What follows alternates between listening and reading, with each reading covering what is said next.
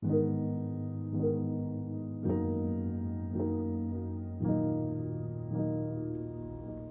Parashat Noach, we start out with Noach.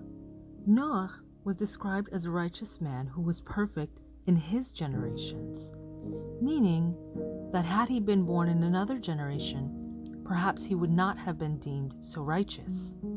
Nevertheless, Noach is described as a man who walked with Shem. And so Shem tells Noach that the destruction of the world is at hand and commands him to build an ark. The ending of this story is well known, but there's something that's not so known. In the end, when Noach goes back to reflect upon what has happened, he goes and he has a conversation with Shem, in which he says, why didn't he save the world? Why didn't he save everyone? And to which Shem says, you should have done that. Why didn't you do more to save those around you? And so Noach starts to reflect on this missed opportunity. And for the first time, we see in the Torah substance abuse. We see this onset of alcoholism. Many times we go through the moments of our lives, those crossroads moments, that we know had we chosen the other choice or went down another path, perhaps life would be so different. The problem is we stay stuck in that moment.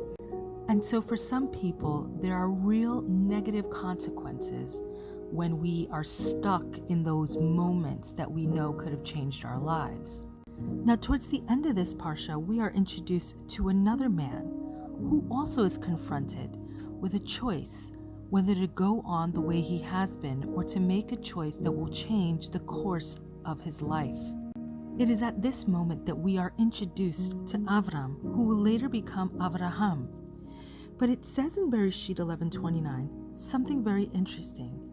Now remember I told you that whenever you see a play on words or a repetition or something that seems off, you should pay attention. Listen to what it says in Bereshit 11:29. Avram and Nahor took for themselves wives. The name of Avram's wife was Sarai, and the name of Nahor's wife was Milcah, the daughter of Haran, the father of Milcah, and the father of Yishka.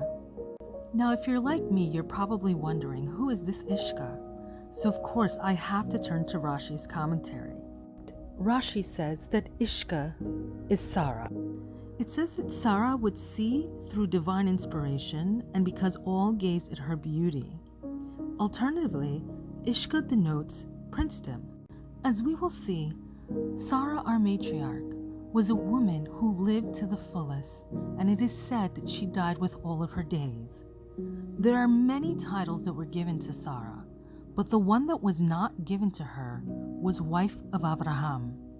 She was a woman who stood in her own right. You can follow this series, A Woman's Worth by Devorah Esther, on YouTube at Gimel Dalet 777. Click subscribe to be notified. If you've enjoyed this video or know someone who would, please share it. Tzikku lemitzvot.